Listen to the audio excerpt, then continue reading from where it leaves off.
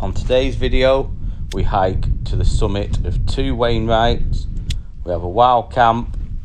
I go through my sleeping system, and of course, there's plenty of epic Lake District views.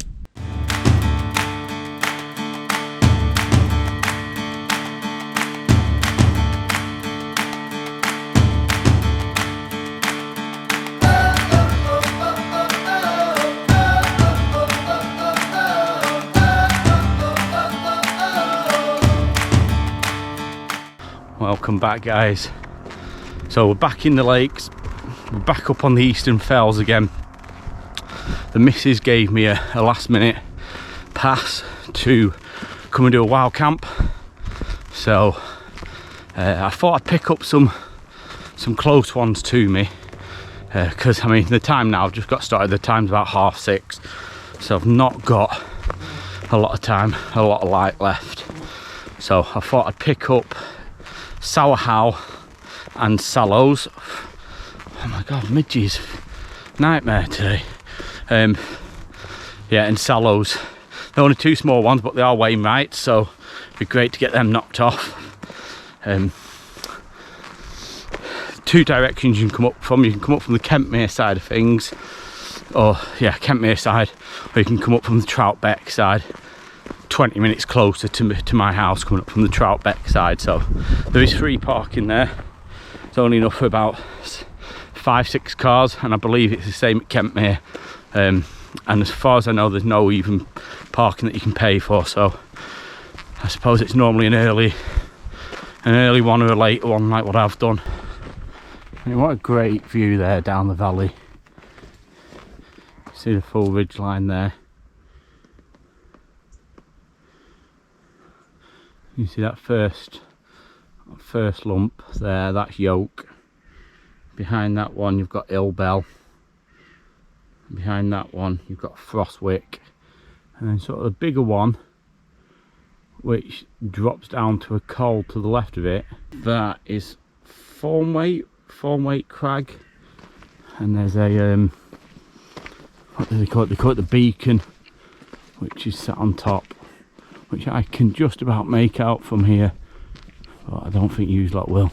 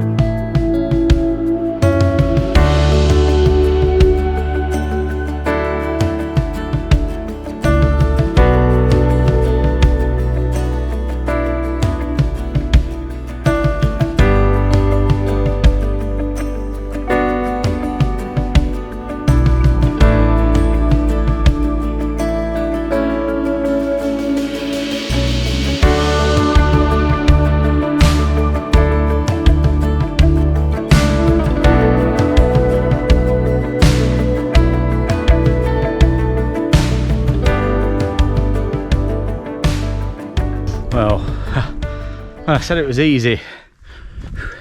Definitely blown a little bit now, but it should be short-lived. We've just hit the 400 metre mark now. It's only slightly over 80 metres in ascent to go. So there's not been too much to show you, to be honest. I mean, it's a straightforward path.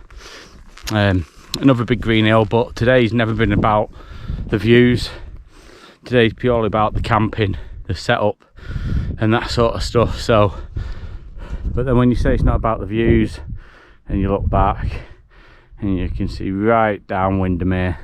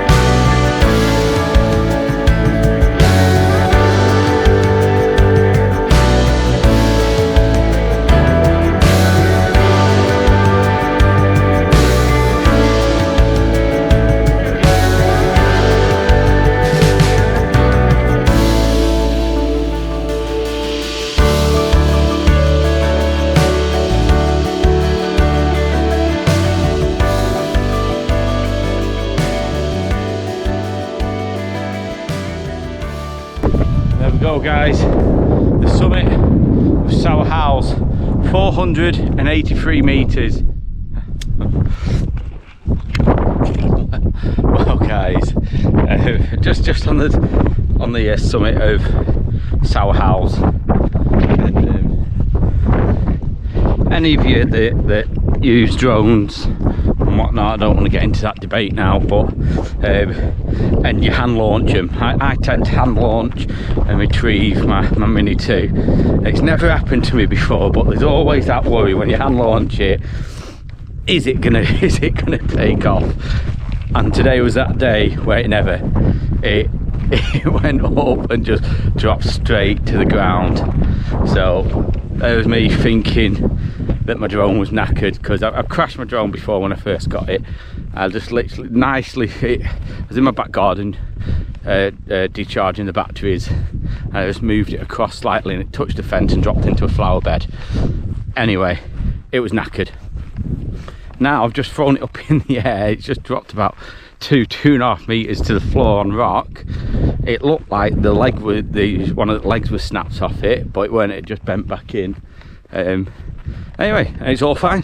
Just sending it up there, and you would have seen the footage, and it's all fine. So there we go. Got away with that one. Not gonna lie, it might have put me off hand launching it though.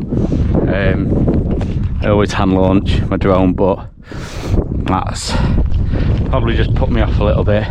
So we're gonna get up over onto Sallows now.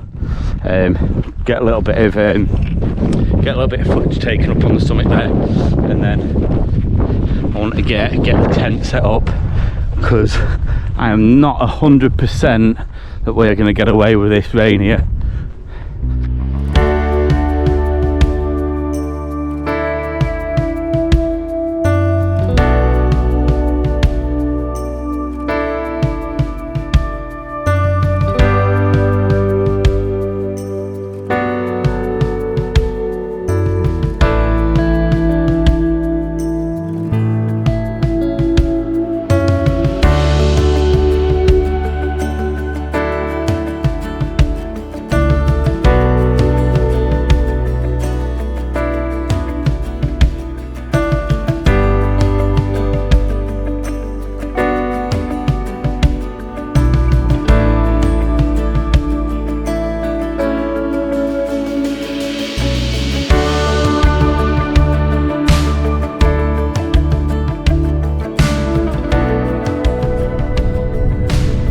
There we go guys, the summit of Sallows, 515 metres. First job now, I'm just having a scan about, trying to find somewhere to pitch. It is quite boggy in places, but at least I am seeing some flat spots about. So I'm going to check them out. Once I've got a spot, I'll come back to you.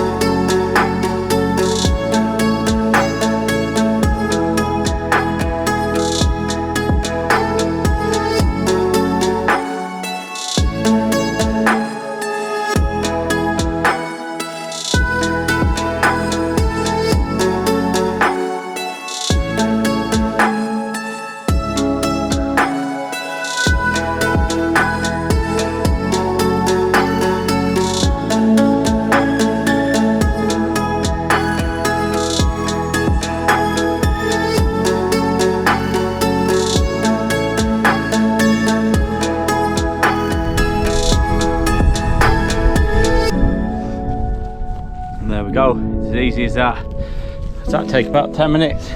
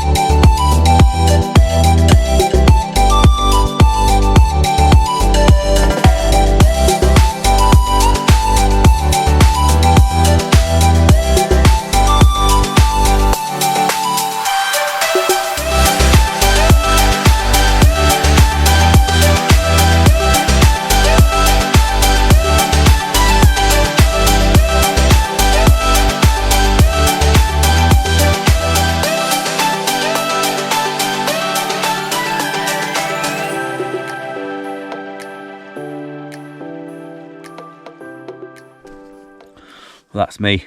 Just finished my time lapse. I am up on the summit of Sallow at, what is it, 513 metres, I think it is. The clag's come in. I think it ruined my time lapse, to be honest with you. And the wind's picking up. I've just checked it, it's changed now. It's blowing at least mid-20s overnight. So it might be a bit of a rough one for this MSR Hubba NX tent. But I can see my own breath. So temperature's dropping. Yeah, it's definitely not a tent for bad weather. 3 seasons, yeah, 4 seasons, no. So we'll see how we handle it. It should be all right. But I've heard horror stories of poles breaking in the middle at night and whatever. So I will definitely be investing in a new tent. But as for my sleeping system, I use the OEX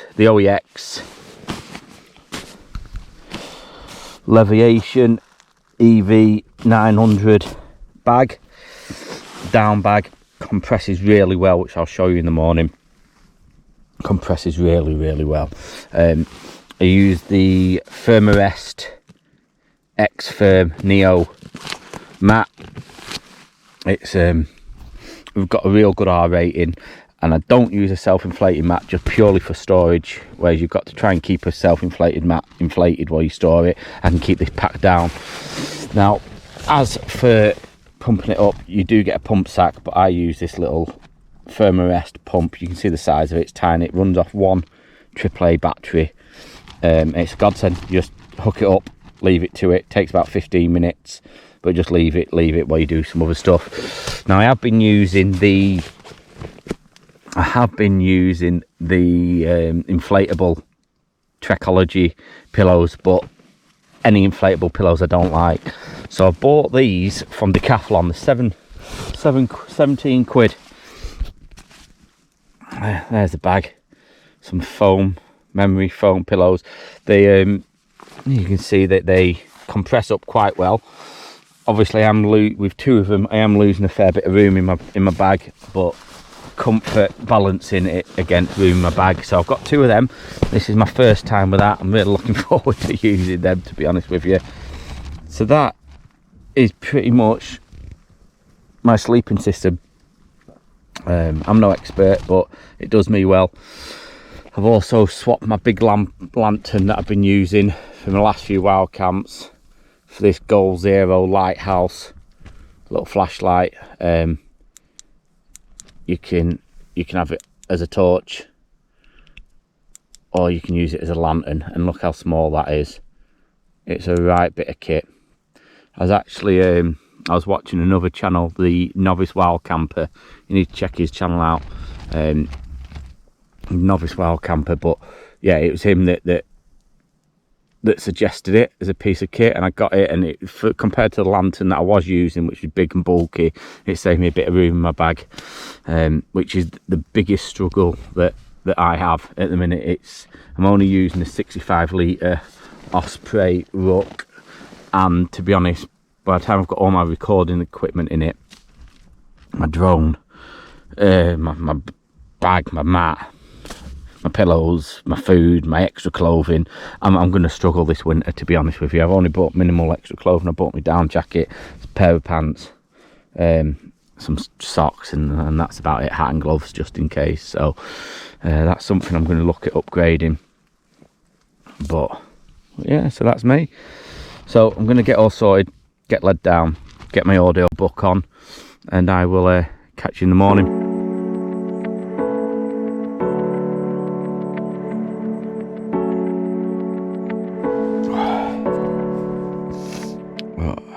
Well, so much for getting up for sunrise. It's 5:30 now, so I've just woke up. Slept well. Really comfy, actually. I slept really well. I could go back to sleep now, but I'm going to get up and get my stuff packed.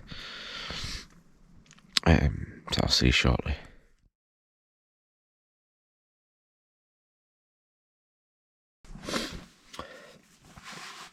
So I've just got all my stuff compressed back down and packed away. So you can see how well the the Leviation sleeping bag compresses down.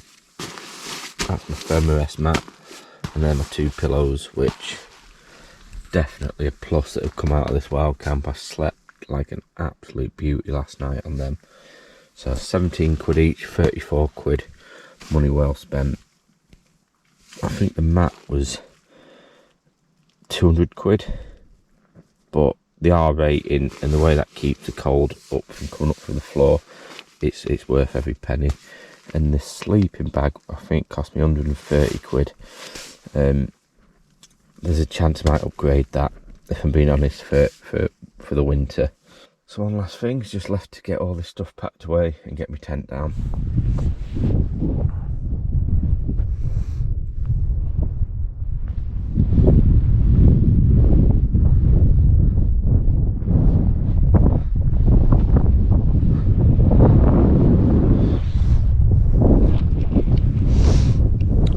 Alrighty guys, well, that's me, more packed up at last, and of course leave no trace.